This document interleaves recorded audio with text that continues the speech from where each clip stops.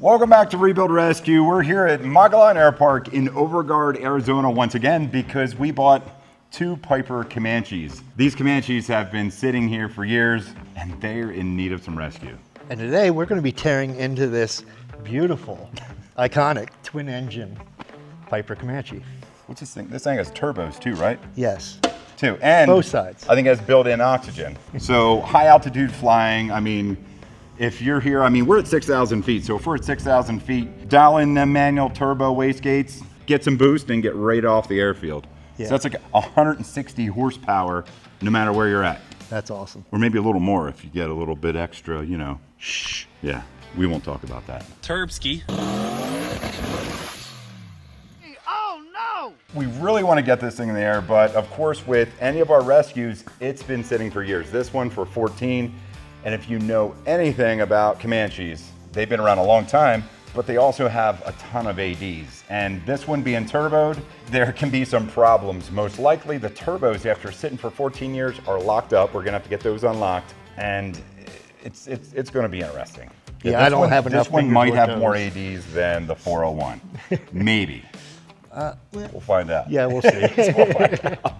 This rescue really isn't about the airplane or the awesome deal that we found, or even really about the work that's going to get done to it to get it started and flying again.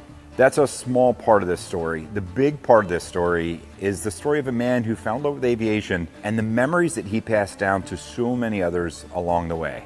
The original jack of all trades, Jack Christopherson, who owned the 2 Comanches, we're rescuing.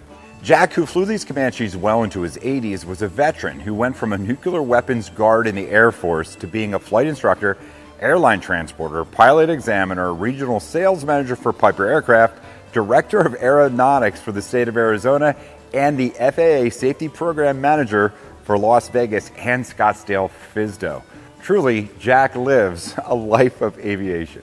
Whether he was flying with his wife, who was the Flying Farmer Queen in 1959, or taking his son Shane and Sean flying with friends, he was always eager to share his love for all things aviation. But, as many of us have experienced or will experience, Jack had to hang up his wings due to health issues, but the impact he has had on aviation will always be a lasting legacy for us all to remember. The Piper Twin Comanche aircraft, also known as a Twinkie, was built from 1963 to 1972. They have twin fuel-injected 160 horsepower Lycomings, constant speed props, and of course retractable gear. These Twinkies will fly at about 200 miles an hour while efficiently burning around 16 gallons an hour. Arguably one of the most sexy airplanes Piper ever built. Unfortunately though, production ended after a flood in 1972. I think it was Hurricane Agnes, which damaged the Piper aircraft factory in Lock Haven, Pennsylvania. The tooling was totally destroyed and Piper decided that they weren't going to build this aircraft anymore as it would be too expensive to rebuild all the tooling. Instead, they moved on to the PA-28 line of aircraft. So one thing's for sure, these things come with a ton of ADs. I mean, look at how thick that is. But we do have all the logs here. We have all of the history. And I think we got a really good buy in this. I'll talk about that later. Until these got parked, I mean, they were well maintained. Yeah, good airplanes. All right, so one of the first things I noticed when I'm walking up to this twin engine awesomeness of an airplane is some worn out tires. So tires are all worn out. I mean, that's gonna be normal with something, you know, that's 14 years sitting around. And I mean, those tires might've been put on like, I don't know, 10 years before that. So they do hold air, but they're gonna need replaced. So right away, 3 tires. The gear itself looks pretty good. There's a little bit of surface rust. It has a little bit of leakage. And to be honest with you, pretty much any of the Pipers, you're gonna wanna rebuild the gear. One of the worst things is when you land somewhere, you get a bite to eat, and then you come out and one of your struts is flat like that one is over there, and you can't take off. So right away, any rescue, if it's a Piper or a Bonanza, if you got a strut, put some seals in it. Pretty cheap insurance, and everybody hates sticky or slow leaking struts. Just fix them. The wheels, they look good. I don't see any corrosion out here. One of the things you want to check for is corrosion on the inside. We learned from our Cirrus rescue, they may look good on the outside, but they don't look good on the inside. But one of the things that you're going to want to check is inside the rim, because they can be deteriorated, corrosion, trapped water and moisture in there. So check them out. You know, when you change the tire, make sure they're not pitted up. Our Cirrus, it was a 2003, full of pits, needed replaced. Glad we caught it. The other thing I noticed is the paint. I mean, this is an old airplane. I think it's like a 67 or 65 or something like that. Fiberglass pieces. You're gonna have some cracks, but overall, if you look at it, the paint, I think buffed out. I think this is a,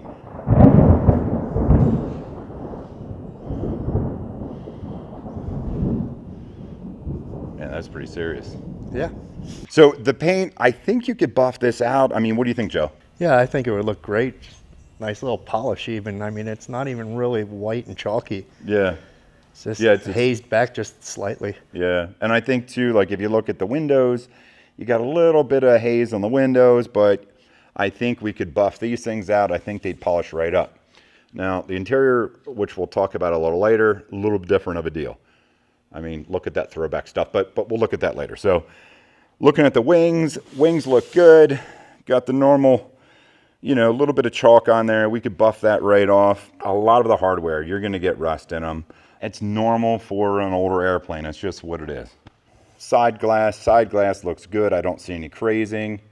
I mean, we even got the factory curtains in there. So this all looks good. I think like I said, I think a good buffing, replace some of this hardware. And I think you have a really nice looking airplane. We got some Hartzell props. Shout out to Hartzell.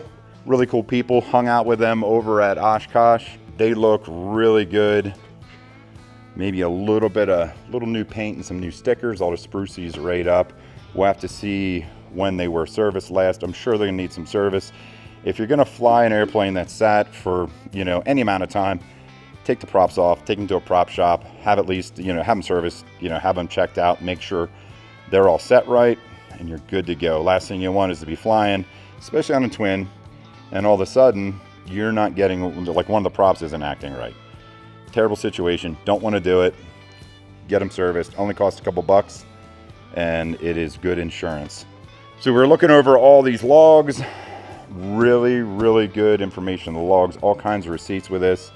We even got the throwback original Piper stuff. We got the Piper Auto Control 3B. That is a Century, so I think that's a Century autopilot, so we'll be able to check that out when we check the interior. Got the prop books, everything's good. And of course, you guys know, logs are important.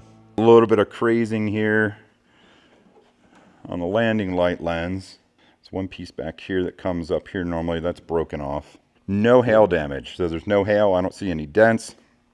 Paint's a little thin here on the flaps. I also don't see any cherry maxes on the wing anywhere. I don't see anywhere that it looks like there was any repairs, so that's a very good thing. So one of the things looking at this thing, it was hangar kept, I'd say for the last 30 years or so. I'm gonna have to check with the owners that we got it from. They'll actually be here a little bit later, so we'll get a chance to talk to them. Yeah, we have a leading edge. This is like a leading edge vinyl.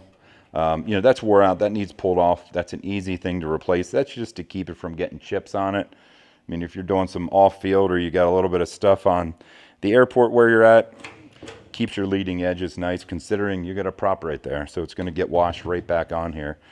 So it's got a little tiny ding right here. No big deal. Little stiff. I don't feel anything going on in the bearings in here. That's nice and tight. If you look up here on the cap up there, that's a little wore out. There's some cracks there, but that can be repaired. Rudder's nice and tight. Elevator moves. It's a little stiff. Got a little dent right here. Not sure what that is. We're gonna put that back. I think that was an old repair that just came out, so we can repair that, not a big deal. Put some new tape on here. A little bit of paint coming off here. Decent sized luggage door. It's a good size to get a suitcase in here. So that's good. We got 2 tanks in each wing. So we have, I think it's a 15 and a 30. So we got about 90 gallons in this. So 90 gallons, I mean, that's gonna, at the fuel burn with one of these, I mean, I think the fuel burn is gonna be about 9 aside, 8 aside if you have a pull back. So between 16 and 18 gallons an hour. 90 some gallons, that's gonna get you pretty far. And you got turbo, you got Oxygen, so you can get up to altitude, cruise along at 200 mile an hour. It's a really nice bird. No repairs on this wing.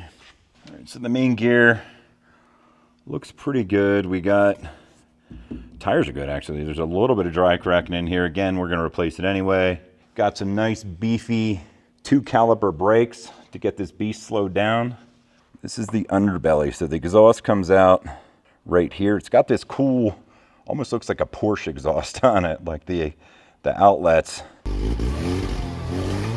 But it's definitely throwing some oily, carbony stuff out from underneath, so we have to take a look at that. It could have like turbo seals or something like that could need replaced. For a old twin engine Piper, looks pretty good. Same thing over there with that main. Tires a little wore out, a little bit dirty. Everything up underneath here, up in the gear well, it's really solid, looks good. Took a look at the cables. These cables have a habit of bending over. That's what you're gonna see when you have a gear up and a Piper. I mean, that whole system here, it's actually a cable. It's like a really big transmission cable that controls that. So you gotta look for bends and you have to look for fatigue. This one looks good. Here we got some places where it could use some touch up for paint, but there's no corrosion, so that's a good sign. So just paint missing. Everything looks pretty good. This strut's down, so it's gonna need rebuilt, but we'll put some nitrogen in there and maybe get a little bit of oil in there so we can at least get it up. Because right now, if you guys look at that prop, it's like 4 inches from the ground. I don't want to start it up like that. That could be a bad day. I don't see any gear up, you know, kind of damage or previous repairs, which is really good because a lot of these things do have, you know, gear up. I mean, you know, they've been around for a long, long time. I mean, this airplane's what, is it 65 or 67? How old is that, Joe? I forget. That's old. Yeah, 64, this thing's old. 67, something. Yeah, so this thing's old. It's an old airplane.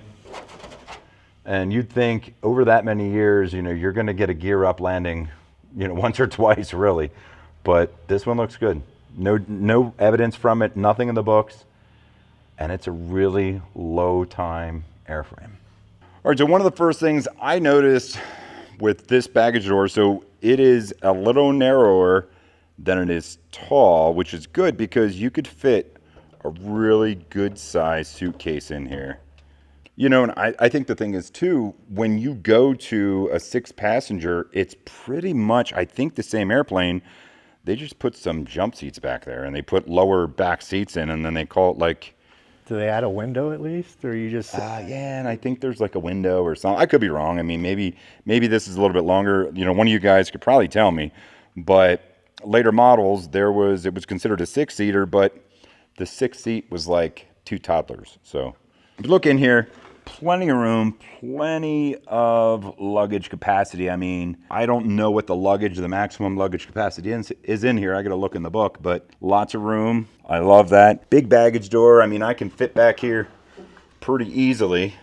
If you look back here, we got the normal Piper corroded battery box. So we'll get this pulled. We'll get it cleaned up. We're going to get all the ends cleaned up. And if you guys saw the video on the 250 Comanche, we have to clean all of these ends and make sure they're nice and tight as well. But this one actually doesn't look as bad as the Comanche looked. But if you look in here, definitely some old battery dust there. So we'll get that vacuumed out, get this cleaned out. But these Pipers, older Pipers, if you look in there, all of that zinc chromate is beautiful, looks good. Got your ELT up here. We got the DME, which I don't know anybody that uses those anymore, but it does have one. We got the Piper trim up here, so we got electric trim on this sucker. This is one heck of a good traveling airplane. 51st Annual Meetings and Convention of the NBAA. 1998. Got ourselves some juice cables. That'll be handy if we gotta get some juice back to the batteries. It's a good find. It's a nice set too. And now for my favorite part. If you guys like retro, you guys like plaid, you guys like, I don't know, 70s interior, says your name all over it. I believe it's completely original, and it is one heck of a throwback. In fact, I really, really like it. Let's take a look.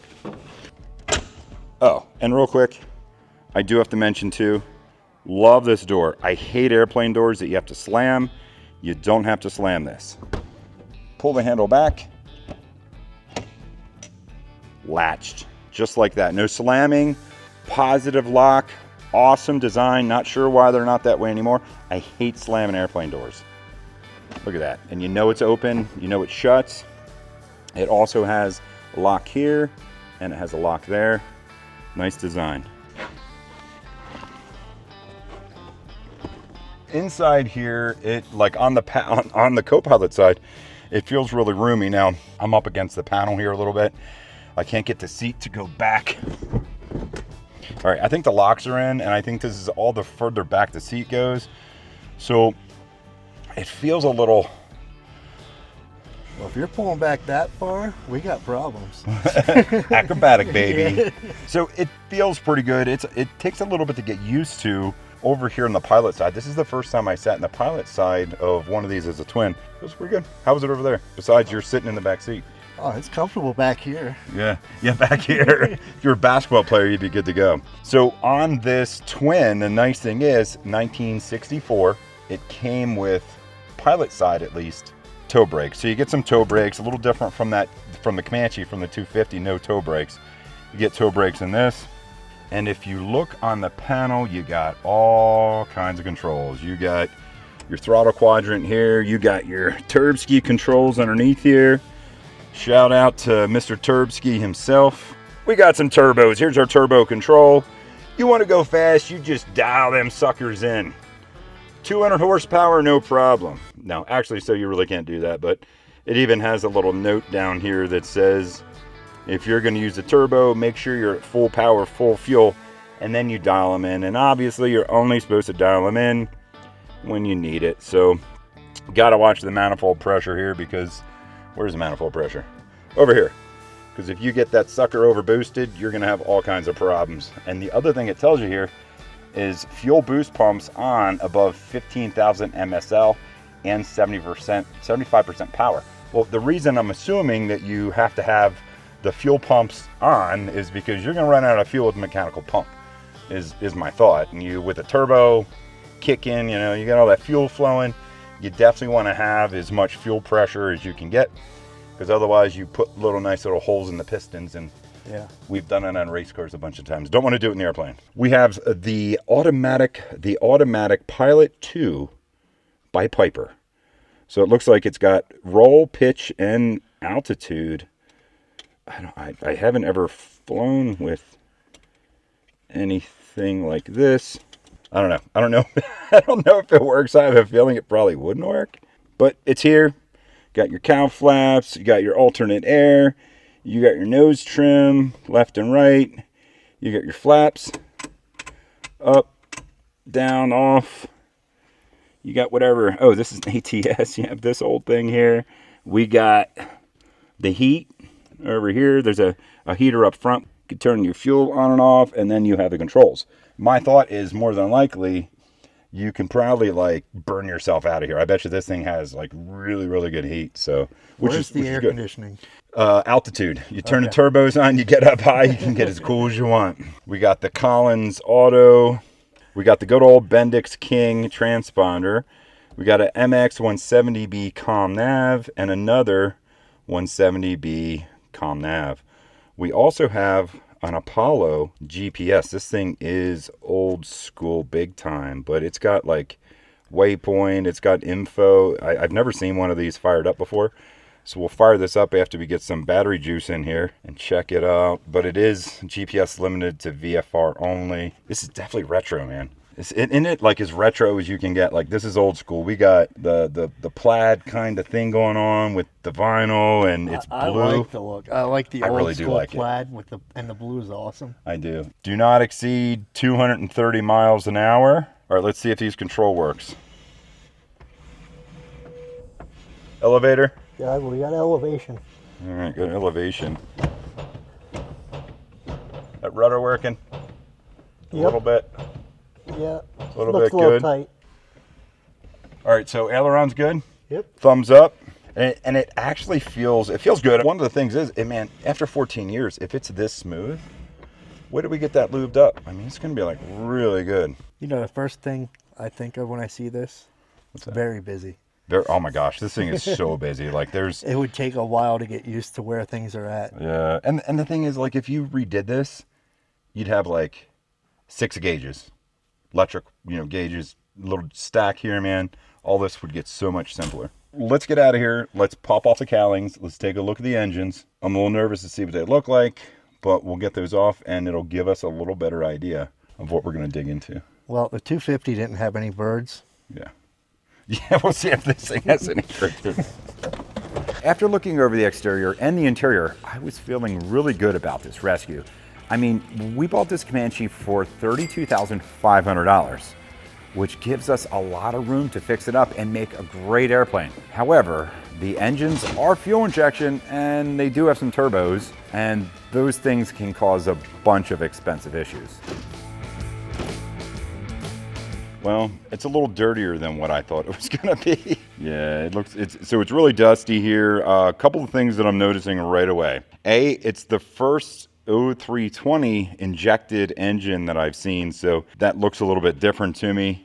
We got some old hoses and stuff here for sure, so we're gonna have to look at that as far as, getting an annual and having it ready to go. Some of the baffling here, some of it's new, some of it's old. We have yellow marks in the cylinders, and if you guys know about your marks, I believe yellow is a 20 over steel cylinder. Now, the Comanche 250, if you guys caught that video and you noticed the cylinders were chrome, I was hoping these were chrome as well. They're not, they're steel. And this airplane sat a couple years longer than it did. I'm a little worried about it because these, if anything's gonna rust, it's going to be these steel cylinders, and they're 20 over, so you really can't go any further than that.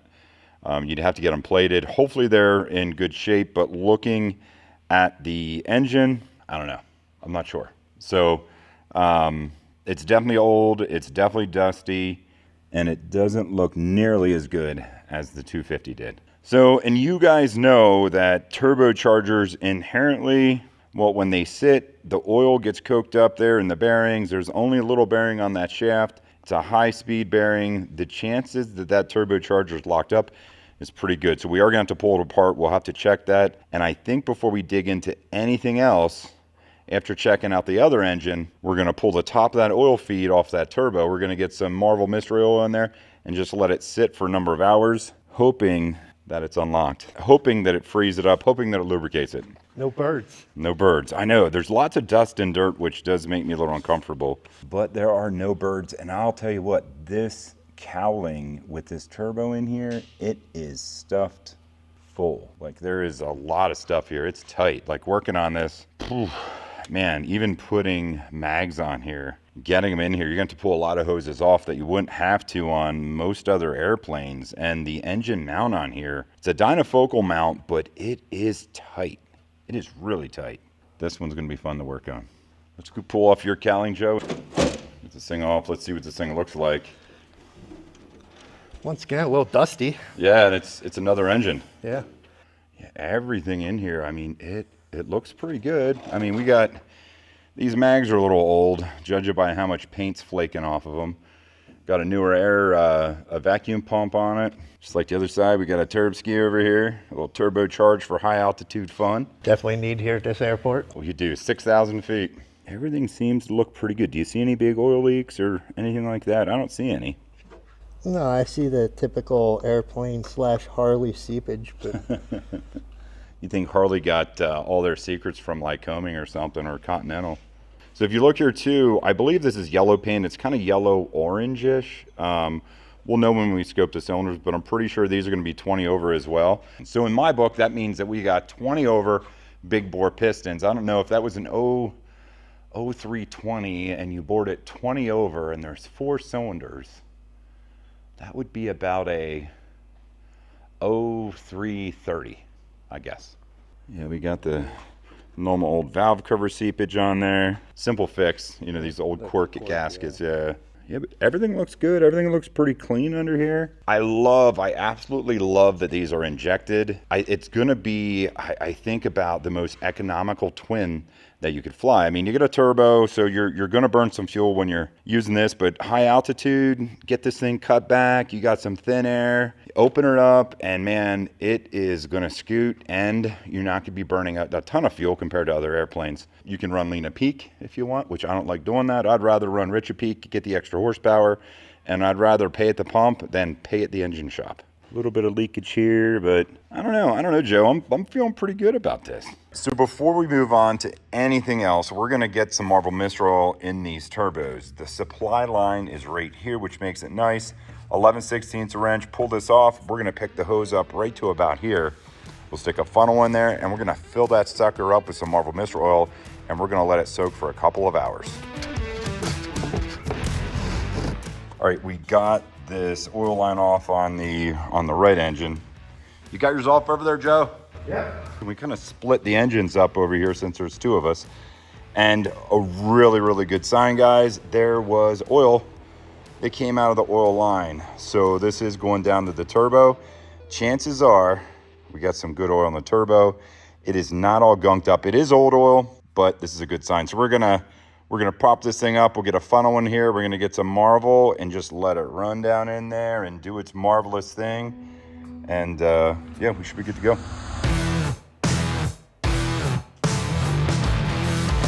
Kind of soaking the coil down through that turbo. We'll go over on the other side, and we're gonna do the same thing to that engine. So what's the chances that we get into that compressor wheel and we spin it after letting this soak and it's actually loose? I kind of doubt it. So sometimes when you're working on an airplane or anything else, you get good news and you get bad news. So I just got some bad news. I made this pretty cool little, bag. We had this full and we taped it off, and I kind of used it as like a bulb I could squeeze to get the lubricant down in here, get it down inside the turbo where the bearings are. And, it went through there pretty easy, and I was feeling pretty good until I looked down the floor, and there's the Marble Mystery Oil that we put in the tube to the turbo. That is the exhaust, obviously. So I did notice earlier when we were looking over the airplane, all of this black oily gunk under this engine. Well, that's going to be because the seal in the turbo had been given out years ago. Well, it is definitely gone now because that went right all over the floor, and that's not even under pressure. So when we fire this thing up, which we're still going to try, it is going to be throwing a ton of oil out the exhaust. So we're definitely gonna have to pull these. We're definitely gonna have to have these rebuilt. Hopefully they're not locked up, but even if they are, we can still get this thing started. But we're definitely gonna be pulling those things off before we get this thing flying again. Got the oil line hooked back up to the turbo. It's soaking, but most of the Marble Mist Oil is on the floor, which is fine. We'll go ahead and check the oil. See what the oil looks like.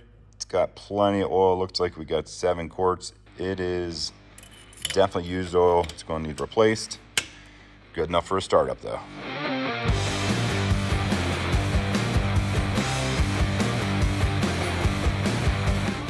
Leakage in the bag there. I gave you a bad bag, Joe. Saboteur. Well, we don't see any puddles at all on the floor, so this turbo, the seal might be okay. I guess we're just gonna have to put it back together, and when we fire it up, we'll find out. Well, those turbos are over there soaking. When you get back in here, we'll get these terminals cleaned up.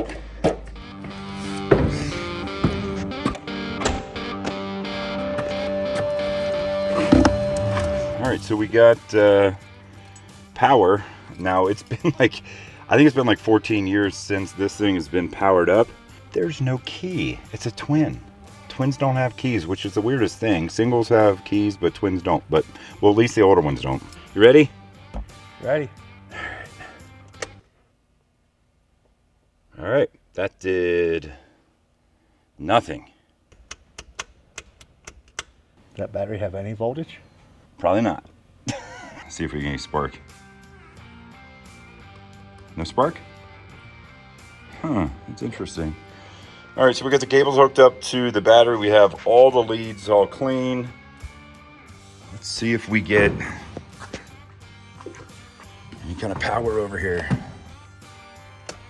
Hey, so much better when you have voltage. All right, I can hear the gyros spooling up. The Apollo GPS is turning on. It has a 1998 database.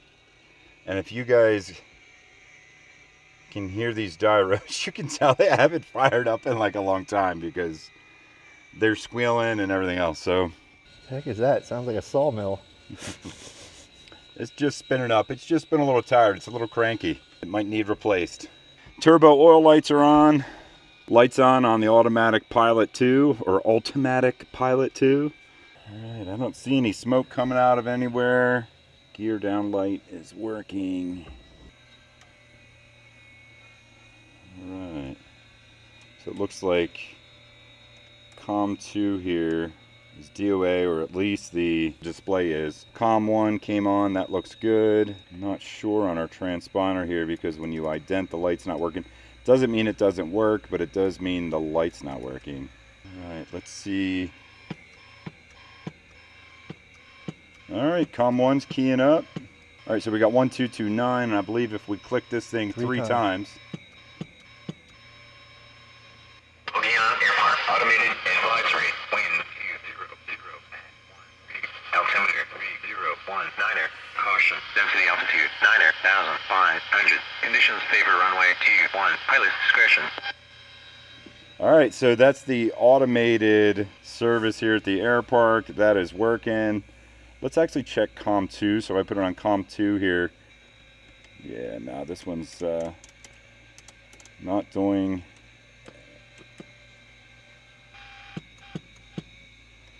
All right, so COM2 actually is working, but you know, obviously you can't see.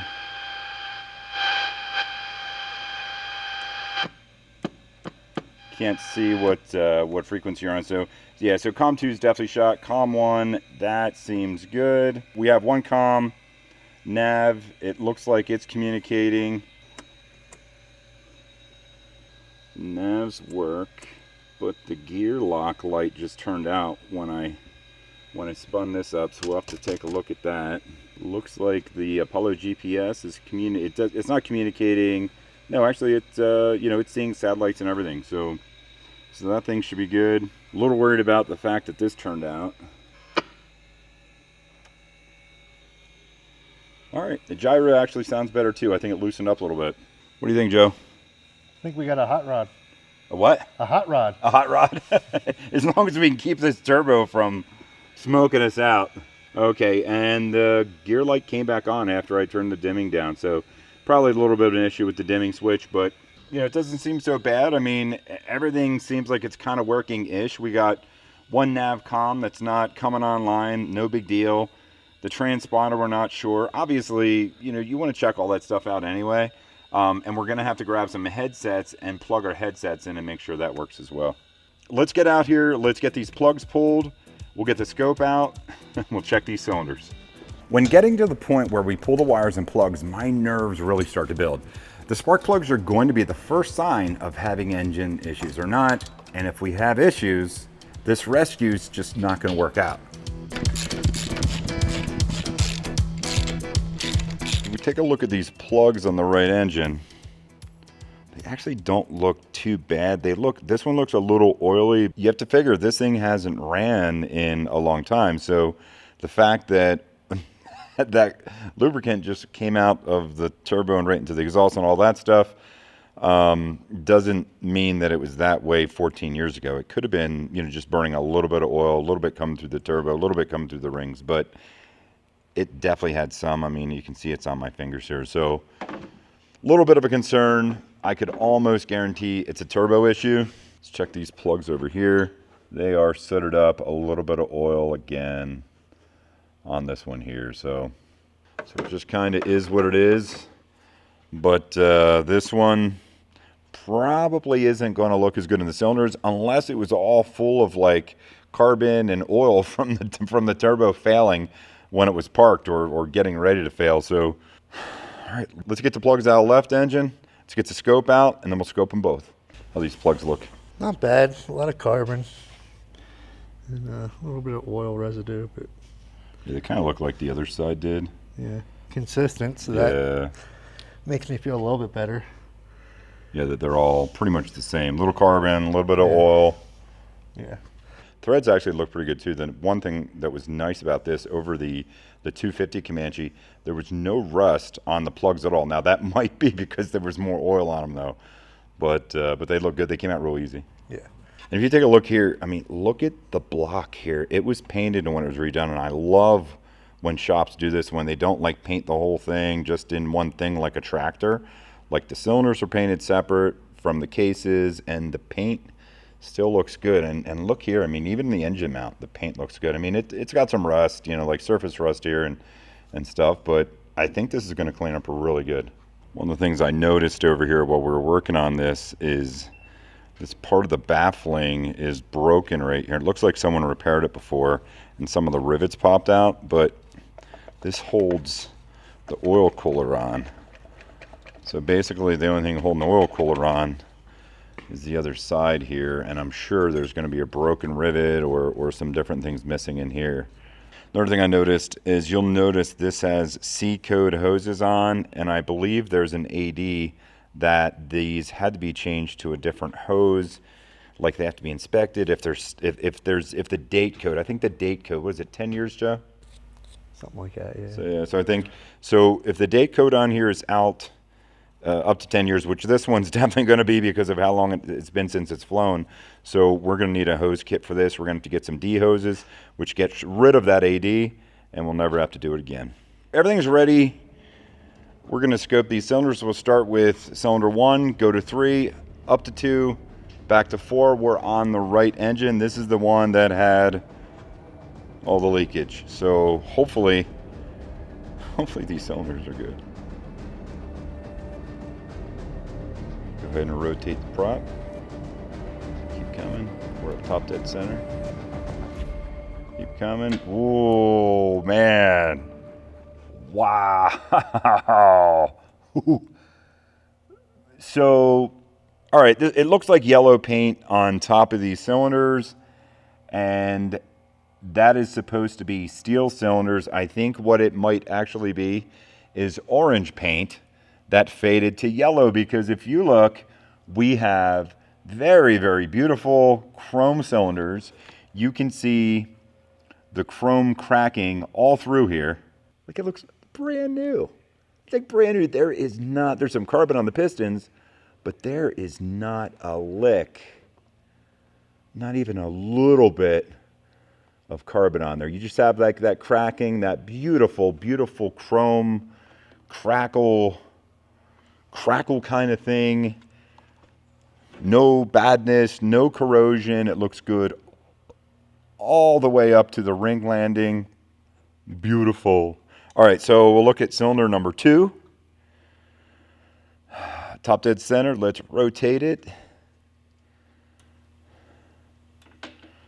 Looks beautiful. All right, it's the same way. It is the same way. There is nothing wrong with this whatsoever. All right, let's go over to the other cylinder and take a look at it. We will check that out. So comes number 2. All right, go ahead and rotate it. Oh, yeah. Gotta love chrome cylinders. It actually makes me want to kind of keep the airplane because the cylinders, I'm so tired of replacing cylinders.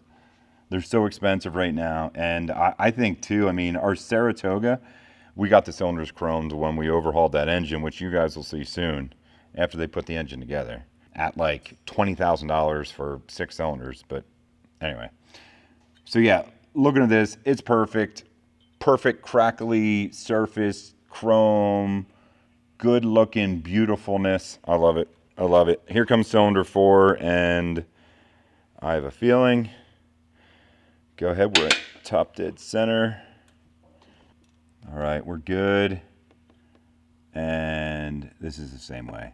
Cylinder looks perfect. Nothing wrong with it whatsoever. That makes me so excited. It actually makes me excited to go over to the other side and check the other one. All right, so we're left engine, cylinder number 1.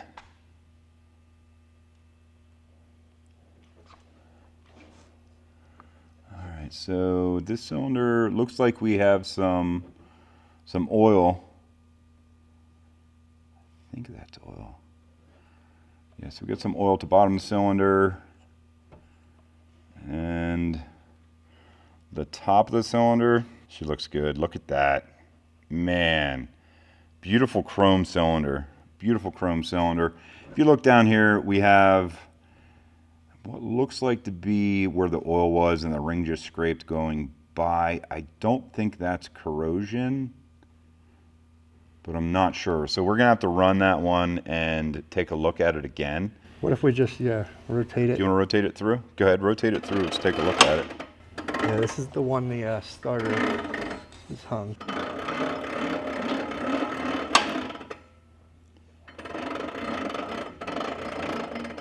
There goes the valve opening. The backside of the valve looks good too. Look at that. Good. Oh, it's perfect. Yep, that was literally just some oil in the cylinder. Look at that, guys. There's cylinder 1. Cylinder 3. Go ahead and take that to bottom dead center. Ooh, go ahead, keep going, keep going, keep going. Perfect. Look at that. Man, that's beautiful. Looks good. Looks so good. Cylinder 2 and cylinder 4. We're at top dead center. If you can rotate that over.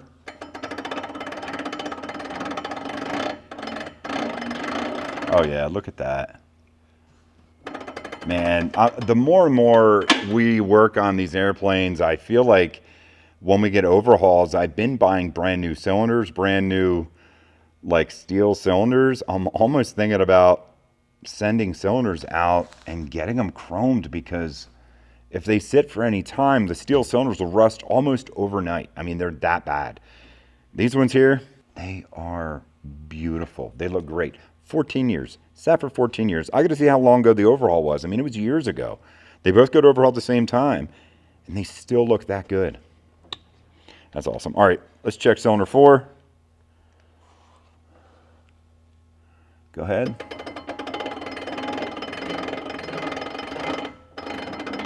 Nice valve there. Oh, that's perfect. Man. Oh my gosh. All right, so cylinders, passed the cylinder test. They look great. We're going to put some Marvel Mystery Oil on all the cylinders on both engines. We're going to let it soak a little bit. We're going to power it up. We're going to turn these props, get some oil pressure in here, make sure everything looks good.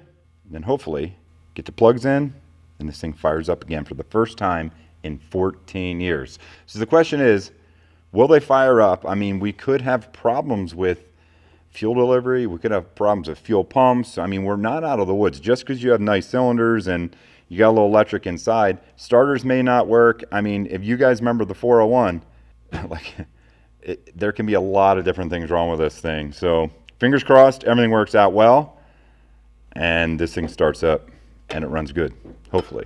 If I remember correctly, once you engage these starters, the Bendix comes out and it has to spin up to a certain RPM for the Bendix to go back in. So I think someone might have turned this over at one time. It didn't start, and that's the way it's been sitting for who knows how long. Yeah, it's still engaged.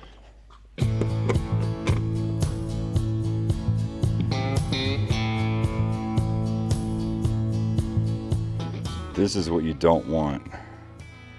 You see how dry that filter is? Chances are you fire it up with a filter like that, and it's just going to suck everything right down in there. It's going to rip this whole filter apart, and it's going to suck it right in there. So definitely don't want to start it up with this thing in there. We'll put this in, and we'll start it up that way. No big deal. But we're definitely going to replace that. Do you want to go over and check the other one? Looks like that has a seal on it. The other one didn't have a seal on it.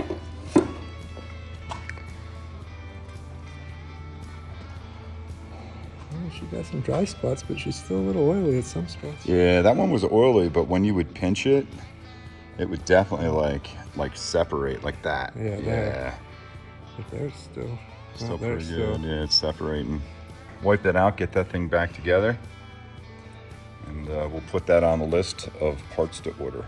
All right, so we have everything all ready to go. We got some lube in the cylinders. Now we just got to see if we can get oil pressure in both engines and see if they'll turn over. I mean, we don't know if the starters are good or if the wiring to the starters are good. If you guys saw that Comanche 250 that we got fired up last episode, it took a little bit getting the wiring straight. So I think we're good on this one, but we'll see. But what we're going to look for is we're going to look for our oil pressures to come up so we have good pressure in here, so we know that the oil system is working correctly. Now, the other thing, if you guys remember, that right engine, just from lubing the turbo, the pressure line, it was spitting it out the exhaust. So we may get a bunch of oil out the exhaust too. So we'll have to watch for that.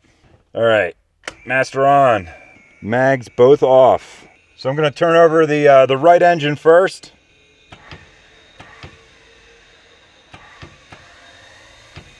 So if you guys hear that, the Bendix isn't coming out on that right engine at all. So the right Bendix isn't coming out. We're going to have to see what we can do there. But on the left engine, let's give that a try. Hey, we knew that one was going to work. The Bendix was already out. Yeah. All right, let's see if we can get some oil pressure here. She's turning over. Let it turn over a little bit.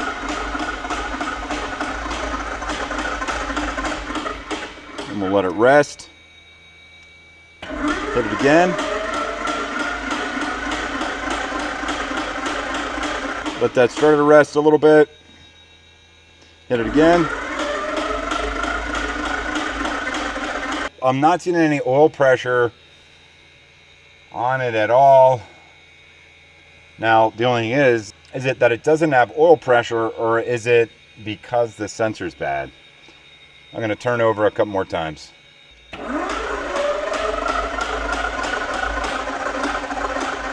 There it goes. There it's coming.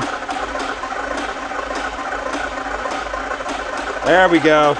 Finally got oil pressure. I'm going to let that start to rest a little bit because we did have to turn it over more than what I wanted to. However, it doesn't have any kind of like pressure on the starter, so it's not going to get as hot. The other thing that I realized is the turbo oil light is off because it got enough pressure. So that's pretty cool. Never knew that worked that way. I'm going to try that right one more time. All right, that's not going to work, so we're going to go out there, see if we can get that thing unstuck, and then get back in here and see if we can get it to turn over. All right, so Joe and I got this front cowling off of this thing, and I'll tell you what, negative points on the way that the cowling is designed for the Comanche Twin. It has this piano wire thing, and you pull it, and it bends around, and looks like that, and then one of them breaks. So, and I think the piano wire kind of hinges on there. They're a little bent up, and it's old. It's an old airplane, so you're going to have that. But yeah, that was a battle. But we have it off, and now we can see the whole front of the engine. Everything is like really stiff here, so I'm not worried about starting it up like this. But I am a little worried about getting this Bendix to come out. 12 seconds later. All right, so with Pat's help, we got this Bendix to come out. It was amazing. He showed up, and it popped out. It's like you willed it to come out. So that Bendix is out. It is engaged. It seems to be working. Let's get in here and see if we can get some oil pressure.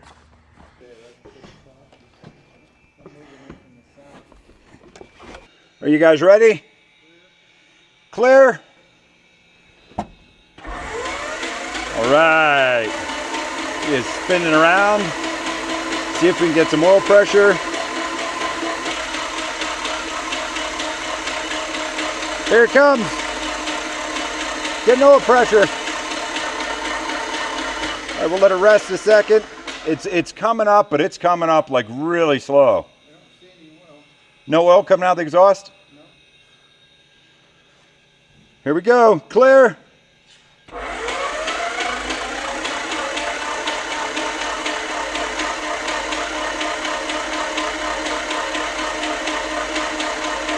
There we go. We got about 40 pounds. All right, that's gonna have to do. No oil coming out the bottom? Nice. I thought for sure after that marble came out, I thought for sure oil would come out. So maybe it's all right. I think we're gonna try to start this up, Joe. What do you think? Sounds like fun. Welcome to Mogollon Air Park. You guys been busy. What's up, brother? Good. How are you? Good. Good. You guys made it. I don't know what to do. Yeah, Do these look familiar to you? they do. So we just got oil pressure in the twin. So we got oil pressure on both engines. So then Shane and Sean finally showed up. We were really excited to connect with them because they're the two brothers of the father who originally owned both of the Comanches that we're rescuing. And they're gonna love checking out this twin. So we're at the hangar with Sean and Shane, and they're actually gonna get to work on the Twinkie. So this is really bringing back some memories. If you guys saw the Comanche 250 video, you'll see where we cruised that thing around. They taxied it for the first time. We have a lot of work to do on that one yet, but we got to get this thing started. And since we have some awesome airplane guys with us, they've decided that they're fine putting the spark plugs in. All right, so we're going to put the plugs in here yet, and all we got to do, get these plugs in, the right and the left engine over there, and put some fuel in and try to get this thing started up. So hopefully today, all of us get to see this thing run for the first time together. So I'm excited about it. What do you think, Joe? Percentage, it's going to fire right up. 45. Nope, he has no faith. No faith whatsoever. What do you think it's going to take? I'm saying at least 80. 80% chance. Both engines, one engine, more of a percentage on this one. Both. I'm gonna say both. Yeah, about the same. About 80. You guys are 80s. No one. You guys are brothers, so one of you guys has to one up each other. 85. You're 85. 75 to 80. So What you got to remember though is They didn't see how all the work many- we just did. how many have started easily for us. Being up in Arizona, everything's dusty, but it is very dry. And other than like a lot of dry stuff, now you guys just saw in the last probably 30 minutes of this video, maybe that there was some stuff coming out of the turbo, right out the exhaust onto the ground, and they haven't seen that yet. So I'm gonna say that the left engine, I'm gonna give that a 95% chance of firing. This right engine, I'm gonna give it about a 75%, and I think once it does, I think half the air park might get crop dusted. So.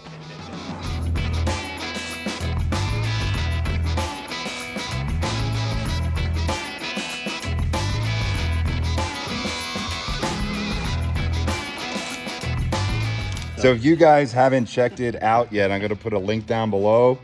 What is the channel's name, Shane? It's really hard to remember. Shane's DIY. All right, so we got all the plugs in. You got the leads on. So you got to get these. We can leave these loose just because, you know, we're not going to fly it. So, and the mechanic, you know, they're going to have to take them off again anyway. All right, let's get the tools and the Tin Man lubrication. And we'll do the other side. So we put the two spark plugs in the top here, and here and here. You guys didn't pull the bottom plugs out? We didn't. Yeah. No, we usually let those in because they get replaced anyway. Yeah. And then connect the plug wires on these. They screw them with a nut. A little different than your car. A lot different. So definitely not going to fall off when you're in the air. Yeah. We're getting so close to being able to fire this thing up, but first we need some fuel. All the bladder tanks are completely dry, and we're really worried about possible fuel leaks. I mean, 4 tanks, if they're damaged, that's going to be thousands of dollars. I'd say $8,000 to $10,000 to replace all 4. Hopefully, none of them leak. All right, so we got 3/4 of 5 gallons, which I guess is going to be 4-ish. Something like that. And 1 in the aux, so we can see if either one of those leak after they sit for a while. Hopefully we don't see a puddle of fuel under here telling us that we're gonna have to put bladders in the wing. But so far so good, nothing immediate, but usually it's a really slow process. So it'll usually be like a couple days later and there'll be a puddle on the floor. All right, I'm out over here. I could probably use another 1.5 gallons or 2 over on this tank. Yeah, that one's leaking. Yeah. All right, let's get some buckets under there.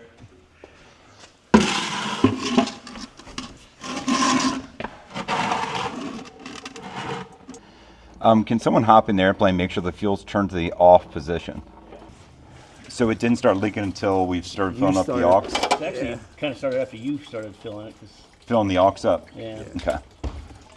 Okay, auxiliary tank is empty, bone dry. Okay. So guaranteed that's it. As we're filling the tanks up, the main tank looks like it still has fuel in it. It's not leaking, but I can tell you now that auxiliary tank, I put about a gallon in there and it's pretty much dry. So either the bladder in here is either bad or, one of the connectors or whatnot, but I only put about a gallon in. So it's almost all into the bucket. So what we'll do is we'll let that drain down and we'll keep a look on this tank here, which still seems to have a decent amount of fuel in it. But really it could even be both of those tanks leaking. The fuel stopped coming out, and if you guys look in here, that is about a gallon, and that's probably about what you put in the aux tank. We've also checked the main tank, and there's a mark in there. So the left main tank is good. Left aux, not so much. The right main tank and the right aux, no leaks yet, but I have a feeling there could really be a leak in all of them. We're gonna have to look in the logs and see how long it's been since they've been replaced. If you guys know anything about bladder tanks, they're usually a problem and they dry out pretty quick after a couple years, especially if they're not full of fuel, or especially if you get a leak and they're not full of fuel because of that leak. We'll get it fixed up, but I think we can still get it started. We got battery power hooked up to the Twinkie. Joe's gonna be up here loosening all the injector lines because we're gonna have it on the right tank. Hopefully the boost pump works and we get fuel up here, the injectors. Power on. We're gonna look for fuel pressure here, but first we have to have this full rich and we gotta be giving it some throttle because it is an injected engine. And Joe should see some fuel coming out of those lines. All right, right fuel pump on. Seen anything at all? There we go. It's wet for sure. I open it up just a little bit further and it flowed, so we're good. All right, ready? I'm gonna pressurize it. You ready? Pump on. Ton of fuel dumping out the bottom. Oh, Oh yeah. yeah, we got a problem. All right, so it's flooding. Yeah, just loosen them all up and see what happens. Yep. Both of them. Both of them, yeah. So what we can do is, why don't we go on the other side? We'll just loosen all the other side up, all of them at the same time, and watch and see, what comes out. On the right side, one of the injectors, it was flowing from the spider. The other two really well. One of them, not so much at all. So, so we don't flood that. We're gonna hop off that one for now. Hop over on the left one. We're gonna check all the injectors and see what we got. Hopefully, we only have like one clogged injector to deal with out of 8. Might just be gunk on the threads Oh. because it was snugger than all the rest of them. The whole way backing out, other one got really loose as you Okay. loosened it. And that one I was out really far with it and it was still snug. Everything else was, as soon as I broke it free, it was finger tight. Left side fuel pump. I got it on this one. Got flow? I'm flow on this one. I got flow on this one. I got flow on this one. Yeah, I think we're good. I think they're all wet. All right, so we're gonna hit the flaps and see if they work since we didn't get a chance to check them out when we checked out the interior. Hey, look at that, they work. Nice, and they actually work really quick. We know the fuel pumps work. We know it has oil pressure in both engines. Well, it looks like there's only one thing left to do. Stretch my legs. Before pulling the Twinkie out, we needed to get some nitrogen in the right strike. The prop is only a few inches from the ground, and that makes me so nervous. A little pressure in the strut, and we had the clearance that we really needed to feel confident that we could get this thing fired up with no problems.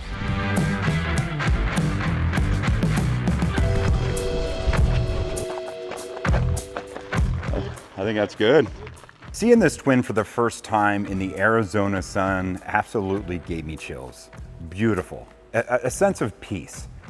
And then some guy came rolling down the taxiway in his 210, interrupting our amazing moment. Man, you made it. How are you, brother? To see Good to see you, man. Been a whole year. What's up, brother? Beautiful spot to come into. Wow. I've always known of this place, but I wanted to All see right, it. man. Good to see you, man. Good to see you. Actually, it's Jeff and Christian from JR Aviation dropping by to check out the Comanches. We kind of bought right out from underneath them in their neck of the woods. Well, I see Mike for we you. got beat to the deals. Early bird gets the worm. I want to check this thing out. Wait a second. Wait a second. This is one of our rescues, as you call them, you know. Not that it needed much. I kind of told you over the phone, I'm like, well, we got pretty lucky on this one. It was just out of annual, that's all. What year is it? 1975. Okay. T210L. Yeah, 6 seats. I mean, it's the big, wide body. So I think it's known as the minivan of the sky, right? Yeah. Pickup truck. I mean, you can chuck a lot of stuff in here. I think useful loads like over 1,500 pounds, give or take a bit. So tons of weight, 90 gallons of fuel. Yeah, you can load a lot in here. I mean, big baggage area. So it's a really sweet plane. Cosmetic is where it falls short, paint-wise, but I think we can clean it up a bit, maybe make it okay, and then maybe redo the interior, but it's in good shape, so no reason to rip it out. Well, it kind of has that retro look too. So this blue upholstery, that doesn't look bad. The carpet doesn't look bad. You know what? So yeah, our Cherokee 180 just had like a fresh carpet interior, like real industrial carpet, like heck, all the way up, and getting rid of all of these side panels. And yeah, it looked great. Huge difference. Okay. Yeah, you don't. That is awesome. But yeah, let's check out these Comanches, man. We're just about ready to fire up the twin. Oh, good timing. All right. We got the 250 started the other day, and we taxied around today with Sean and Shane. So this is Shane from Shane's DIY. Nice to meet He you. is one of the previous owners of the Comanches. Cool. And that's his brother Sean up there, awesome. talking to the mayor of the air park, Pat. Awesome. Yeah, we decided to name him mayor because he's been such a help. Well, thanks so much for letting us come by and watch. I met Jeff and Christian last year at Oshkosh, and I've been looking forward to connecting with them again. Getting to share this moment with fellow YouTubers makes it so much more fun. Just a bunch of guys that love airplanes and aviation together. It was just such a cool time. We got everything all set. I think it's gonna fire up. I don't know, but I'm here with Shane and Sean. Guys, look, it's been an adventure coming up here. It's been so cool meeting you guys. And just being able to do this, you know, doing these rescues, the story and the stories that you guys told me and the whole team and all these people out here, it's just so cool, you know, having that same love for aviation. I love it. I love it. So without further ado, let's see if this old Twinkie's gonna fire up. All right, Rich, props. Throttles all work. We're gonna do the right one first. And I'm gonna start this one, Rich. Mags are live, master is on. Fuel pump is loud, but it's on. You ready? Clear prop.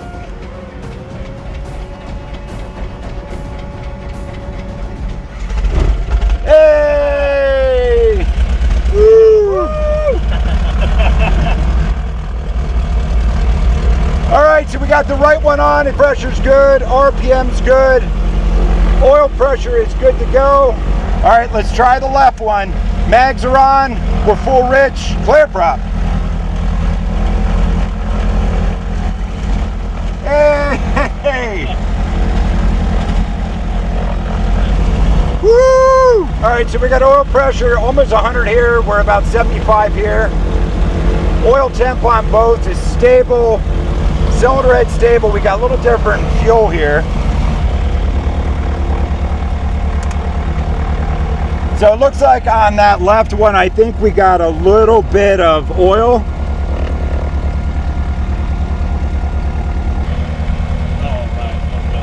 All right, so we're gonna run this left engine. I think it's just from all the penetrant we put on the engine. All right, so let's get this the left engine fired up. We're gonna do a run up on both and make sure we got decent mag drop and make sure it makes RPM. Clear prop.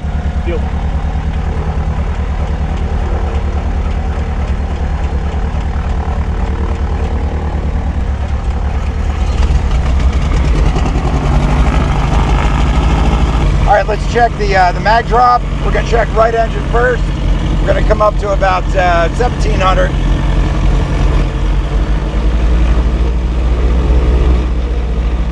Ooh, that's a little off there.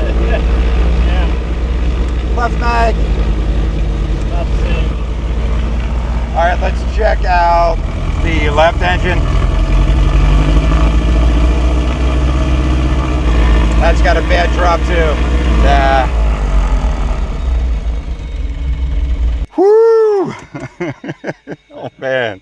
The right engine, bad mag drop, needs mags. Left engine, bad mag drop, needs mags. But it's been 14 years since these things have been ran, and you know, you're gonna expect that. I mean, all these things, all the fuel pumps, all the vacuum pumps, the turbos, the whole thing, all of it's getting rebuilt, all of it's getting overhauled, and this thing won't be smoking like that anymore. So awesome. So cool. Yeah, I'm glad you guys could be here. Very good. Good stuff. Nice.